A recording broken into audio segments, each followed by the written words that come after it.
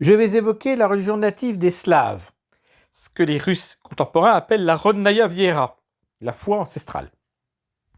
Elle est mal connue car nous ne disposons pas de textes première main comme l'Edda scandinave. Nous avons un certain nombre d'inscriptions, d'extraits de textes byzantins, et puis nous avons la Chronique des temps passés, qui a été écrite 2 siècles après la christianisation de la Rus de Kiev. Il faut donc se baser sur d'autres éléments archéologiques et folkloriques. En effet, le monde slave a connu ce qu'on appelle la double foi, la Dvaye, c'est-à-dire une synthèse originale de paganisme et de christianisme. Comme chez les Celtes et les Germains, comme en Grèce et à Rome, le christianisme a recouvert le paganisme, a remplacé les dieux par des saints qui ont les mêmes fonctions, et c'est ainsi qu'on peut essayer de comprendre les choses.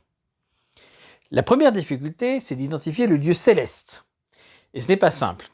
Et puis également, il y a des divinités qui sont propres au monde slave de l'Est, au monde slave de l'Ouest, au monde slave du Sud. Ça complexifie encore les choses. Nous avons par exemple cette divinité du monde poméranien qui s'appelle Sventovit. Nous avons Yarovit et quelques autres dieux, et nous ne les retrouvons pas, évidemment, dans la Rus de Kiev, par exemple. Alors bien entendu, nous pouvons aussi avoir recours au comparatisme indo-européen pour essayer de combler les trous. Voilà ce que ça donne. Donc il y a une divinité du ciel qui est aussi une divinité de la forge et qui s'appelle Svarog. Son nom rappelle le ciel indien, le Svarga. Svarog est un dieu qui paraît un petit peu éloigné des hommes. C'est pas un dieu, qu'on honore au premier plan. D'ailleurs, il n'est pas cité dans les divinités que le prince Vladimir de Kiev va honorer avant de passer au christianisme.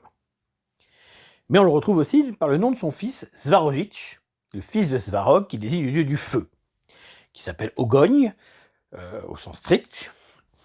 Donc là aussi, c'est très intéressant parce que le dieu indien Agni, dieu du feu, est bien le fils du dieu céleste. Donc il y a un parallèle qui est fondé. Svarogich est le surnom du dieu du feu, qu'on ne nomme pas parce qu'il y a une forme de crainte religieuse à cela. Le dieu principal, pour autant, du Panthéon est Pierun, Piorun en polonais. C'est un dieu équivalent du dieu scandinave Thor, c'est-à-dire un maître de l'orage et dieu des guerriers. Il n'y a pas d'équivalent d'Odin. Perun est le dieu principal que les Slaves de l'Est, du Sud et de l'Ouest honorent, parfois sous d'autres noms. Il y a une épouse qui est Peruna, qui est une déesse de la pluie. La terre-mère, qui est l'épouse de Svarog, a priori, est Matsirazimlia en russe, la terre-mère qui est humide. Elle est parfois surnommée Mokru, qui serait donc la même divinité. Mais Svarog semble avoir une autre épouse, qui s'appelle Lada, qui a donné son nom à une marque célèbre automobile. Lada, qui est donc une déesse de l'amour, de la beauté, dont le nom est à rapprocher sans doute de la déesse grecque Leda, et peut-être de la déesse indienne du désir Rati. Ce qui est certain, c'est que c'est une déesse importante. Elle aurait un fils comparable à Cupidon qui s'appellerait Lel. L'existence de Leda est controversée. Certains spécialistes pensent qu'elle a été inventée ultérieurement. D'autres y croient fondamentalement. Il y a d'autres divinités, notamment solaires. Il y a Hors, qui est le dieu du soleil au sens strict, mais qui est inspiré par les Iraniens, puisque le terme de soleil en slave, c'est Sonse, normalement, qui est neutre. Hors est à comparer avec la divinité iranienne Rvare, de même signification. Mais il y a un autre dieu du soleil et de la lumière qui s'appelle Dashbog, qui est le dieu qui donne au sens strict, et qui s'apparente à Apollon et à Balder. Dashbog, là aussi, semble être un fils de Svarog. Parmi les autres divinités, il y a Stribog, qui serait un dieu du vent. Mais certains affirment que ce n'est qu'un aspect de Svarog. Là encore, c'est compliqué de trancher. Il y aurait une déesse slave du foyer, Gabia, mais elle semble d'abord une déesse balte. Peut-être a-t-elle été admise parmi les divinités slaves par la suite. Il y a un dieu de la lune, Niesiats, dieu masculin, comme par exemple chez les Scandinaves. Et puis il y a une déesse de l'aurore, Zaria, qui a 3 aspects, l'aurore du matin, le crépuscule et une sorte d'aurore intermédiaire. Elle est à 3 dimensions. Ça rappelle les parcs, les déesses du destin, mais ces dernières seraient appelées chez les Slaves de l'Est les Rojanitsi, et les Souditse chez les Slaves du Sud. Elles correspondraient donc effectivement à ces trois divinités réunies du destin. Il y a ensuite un dieu qui, pour certains Slaves néo-païens, serait presque un dieu unique, qui s'appelle Rod, qu'on retrouve dans l'expression Radina, la patrie. Rod serait le dieu ancestral. Mais certains le confondent avec Svarog. Les choses ne sont pas si simples. Et puis, parfois, Svarog est appelé Dii, c'est-à-dire en fait un emprunt au grec Dias qui désigne Zeus. Ce qui laisse entendre que peut-être qu'il a été identifié de bonne heure comme l'équivalent de la divinité céleste souveraine des Grecs.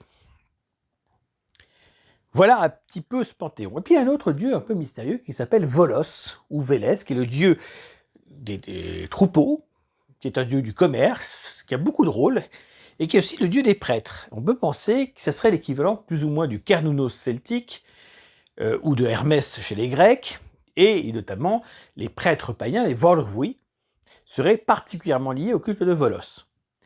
Donc ce sera un dieu qui dépasserait la question simplement d'un dieu des troupeaux et de l'élevage, mais qui sera un dieu en fait des chemins, un guide dans différents aspects. Certains mythes laissent penser que Volos est l'adversaire de Pierun, mais c'est peut-être quelque chose de plus récent. Il y a un monde des morts qui s'appelle le Nav, un monde des dieux qui s'appelle le Prav, qui a la même racine que Pravda, la vérité, et puis il y a le monde des hommes qui s'appelle le Yav.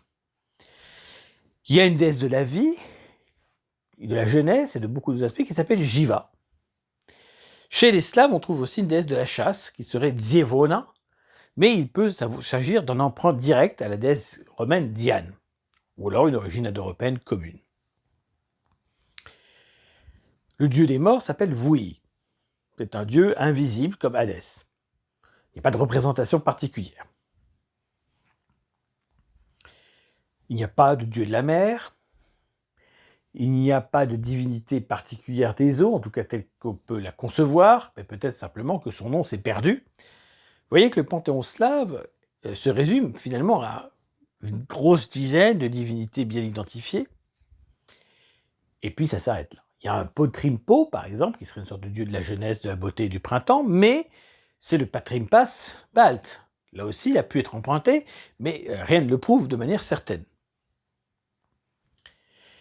Les spécialistes, néanmoins, du monde slave essaient de reconstituer d'autres divinités, par exemple une déesse de l'hiver, Morena, une déesse plutôt sombre et négative, et puis, petit à petit, quelques autres divinités, mais c'est tout de suite compliqué. Voilà où nous en sommes de la connaissance du monde slave. Quant à la christianisation, elle a dépendu des acteurs différents. Christianisation par les latins, avec notamment la Tchéquie, la Pologne en particulier, et la résistance héroïque des Poméraniens qui vont rester païens jusqu'au début du XIIIe siècle, après de nombreuses croisades qu'ils vont subir. Le sanctuaire qu'ils possèdent de Arkona, l'île de Rügen aujourd'hui, sera détruit à cette occasion. Mais ils résisteront autant que possible.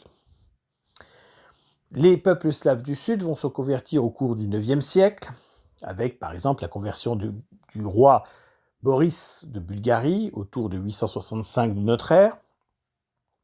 Quant au monde slave de la Ruthénie, de Kiev, c'est bien la conversion de Vladimir autour de 990 de notre époque qui marque le changement. Toutefois, la résistance païenne dura presque 230 ans, la dernière grande révolte païenne étant datée de 1225 et touchant même la ville de Kiev, c'est-à-dire le cœur de la cité. Ce sont les prêtres païens qui animent la résistance.